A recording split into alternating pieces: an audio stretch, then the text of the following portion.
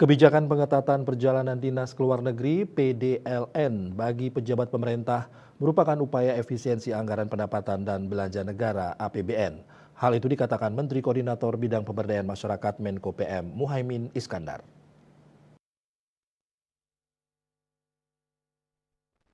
Pihaknya memastikan kementerian lembaga di bawah koordinasi Kemenko PM akan mematuhi arahan Presiden RI Prabowo Subianto tersebut. Menurutnya, pengetatan tidak hanya untuk perjalanan dinas ke luar negeri saja, penyelenggaraan acara di dalam negeri juga dikurangi. Sebelumnya, Kementerian Sekretaris Negara menerbitkan kebijakan perizinan perjalanan dinas luar negeri (PDLN) bagi kementerian dan lembaga pemerintah. Kebijakan itu tercantum lewat surat edaran nomor B-32 garing M garing S garing LN titik 00 garing 12 2024.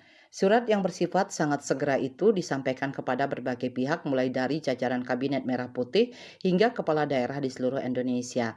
Ada 5 poin aturan dalam surat edaran tersebut, yakni PDLN dilakukan secara efektif, efisien, dan selektif dalam rangka mendukung cita Presiden RI yang hasil konkretnya dapat dimanfaatkan untuk peningkatan kinerja pemerintah dan pembangunan daerah. Kedua, PDLN dilakukan dalam rangka kegiatan yang memiliki urgensi substantif dan sepanjang tidak terdapat tugas prioritas ataupun mendesak di dalam negeri. Ketiga, kegiatan PDLN dilaksanakan dalam jumlah peserta yang sangat terbatas dengan sejumlah ketentuan.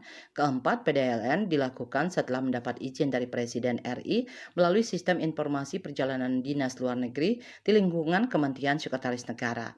Kelima, dalam hal kegiatan PDLN dilakukan sebelum mendapatkan persetujuan Presiden, maka pimpinan kementerian, lembaga, daerah, instansi, dan pelaku PDLN yang bersangkutan bertanggung jawab penuh atas segala konsekuensi yang ditimbulkan. KMB Bali Pos melaporkan.